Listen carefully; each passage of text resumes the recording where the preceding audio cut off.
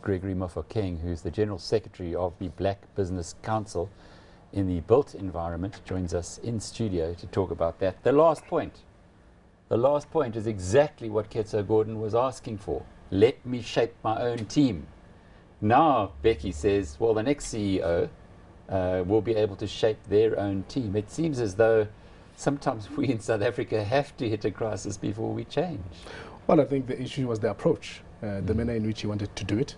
And I think that's where the disagreement arose between him and the board. And this is what has led us to where we are today. So I think the difference really was in the approach. But it's not a line in the sand. This has been going on for 2 years. For 2 years, Ketso sat in that chair and he told us, for 2 years, someone else who threw their hat in the ring to become the CEO had been white-anting him, had been cutting him down at every opportunity. He's been saying so all along. It isn't something that all of a sudden there's an approach that he wants to fire her. It has been a built-up. So I guess, but we're all human beings, aren't we? Well, we're all human beings, but there are rules that we have to play by. And I think the board has been clear to say that the manner in which Ketso wanted to go about firing the person that he wanted to fire was not, following due process. Therefore, one can have a wish in terms of the strategy, but there are rules to play by. And I think this is where really it came down to, that the board wanted a particular process to be followed, and Ketso was not playing ball. The process that's been followed and the result that we hear of this morning, does it show that the power truly does lie in the hands of the shareholders? Well, the power will always lie in the hands of the shareholders. I think for us, we are glad that sanity has finally prevailed. But however, we also wanted this to go all the way, in fact. I mean, we are obviously glad that the board managed to convince the shareholders that this special shareholders meeting should not go ahead as originally planned. However, we actually wanted this to go ahead so that those that, in our view, are people who are, there to ensure that, because our view is that the issue here is that the board was under attack precisely because of its, demographic makeup. This has never happened before, and we think that, the course that was taken by Ketso and some of the shareholders really, said to us that because of the demographic makeup of the board, they can do this, something that has never happened before. I've never heard that part. Well, we have issued statements to that effect. You have, but yes, the board hasn't. Well, the board does not have to. We have our shareholders own view. haven't. Are you saying Dave Ford is a racist? Are you saying that Vizio and Nedbank took this on from a racial perspective? We are saying, show us an instance where this has happened, where a CEO has a fallout with the board and runs to the shareholders, and the shareholders then support the CEO to then topple the board. Where has this happened? So our view is very simple, that when you look at the racial makeup of the board... It's a black CEO. Well, I can assure you that there are more black people out there who will side with Ketso, in fact, who are more anti-transformation than you'll ever think. We encounter them every day, where you find that even where there are transformation strategies that must be employed, the very black people will be the first to not support those. So at the end of the day, just because you are black, it does not mean that you support transformation. It doesn't. So what you say, I want to get what you're saying now, because it's a little confusing to me. You're saying the shareholders decided to support Ketso Gordon because he's anti-transformation. Precisely. Precisely.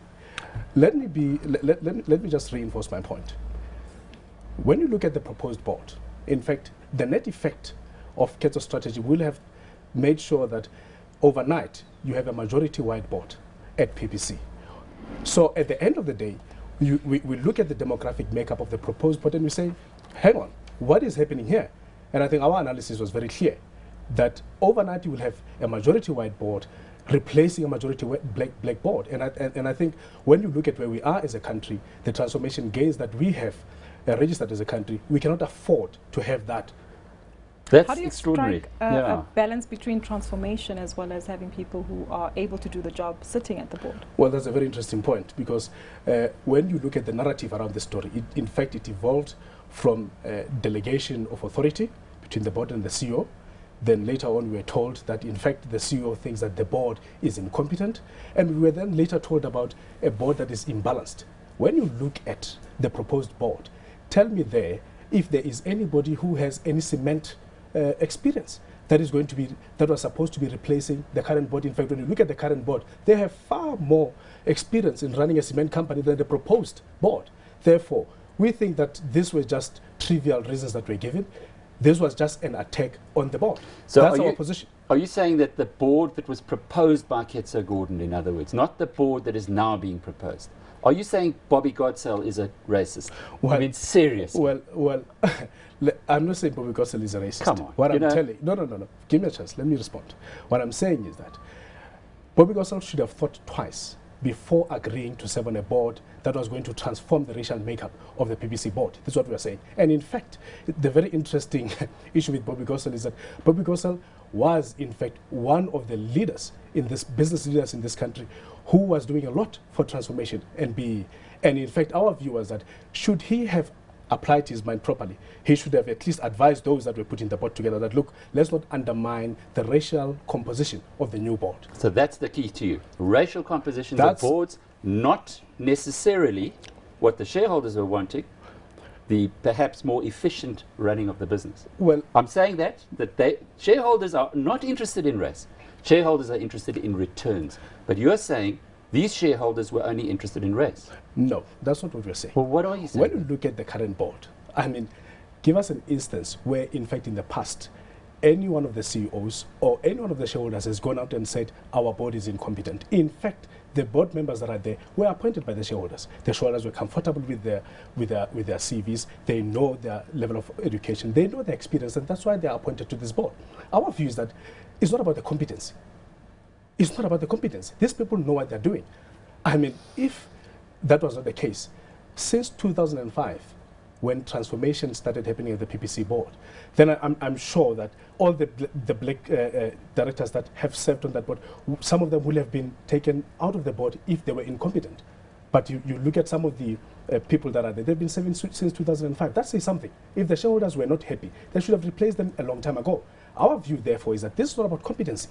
It is not. And like I said, if you are looking for a balanced board, the current board, in our view, is far more balanced than the board that was proposed by Ketso. Look at their CVs, look at their experience, and tell me if anybody on that list has more experience of running a cement company than the current board. So who on the current list has experience of running a cement company? Well, the new chair, Zibo Kanyago, has been involved in property, not cement. The new chair who's going to take over from Becky Sibila. Well, I've just said to you that the oldest board, the board member that has served longest on that board has been there since 2005. Mm-hmm. Show me somebody in the proposed board who's been there, who has run a cement company. So, and others were appointed a long time ago. Ketso Gordon is one.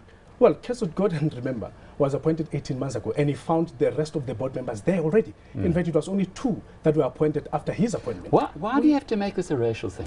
Well, because we are picking up racial undertones on this. But come on, I mean, we're 20 years into a democracy. We're trying to build this country together. Why must it be a racial thing? Then how do you explain a board that is black, which we view as competent, being transformed overnight to a majority white board? Can you explain that to us? I would suggest that the shareholders looked at this board and believed that it had not performed in the manner of making returns to shareholders. And I just wanted to have a look at the share price performance over the past 3 years, which I'm sure you could tell me better. It's down 19% in the last year, right, at a time when the JSE is up in double figures. Mm.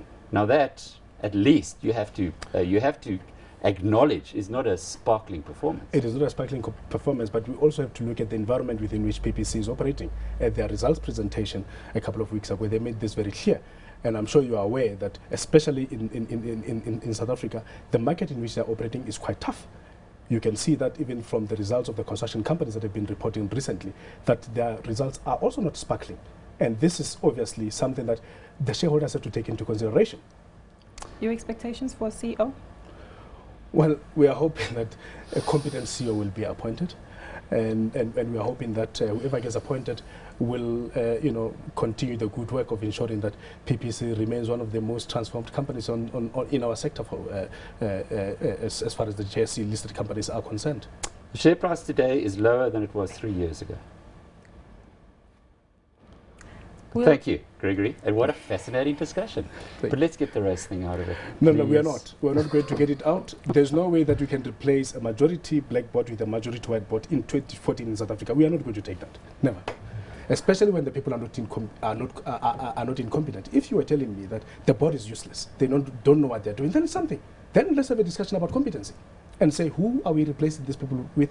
Who is competent? I'm saying, when you look at all the annual reports, when you look at all the engagements within the management of PPC and the investors throughout the years, from Paul to Ketso, there was no issue about the board not being supportive. There was no issue about the board not understanding the direction that the company is taking. Now, all of a sudden, just because you have Ketso, who's got an issue, now you want to paint the whole board as useless, as not knowing what they're doing. This is not an issue of competency. If you want us to have a discussion about competency, let's do that. And tell us that those people don't have the necessary qualification, don't have the necessary experience. I get what you're saying, and I get where you're coming from, but I can tell you, as a person who's followed investment markets for 35 years, investors don't give a toss about race. And that's what we need to change. That was Gregory Mofokeng, the General Secretary of the Black Business Council in the built environment.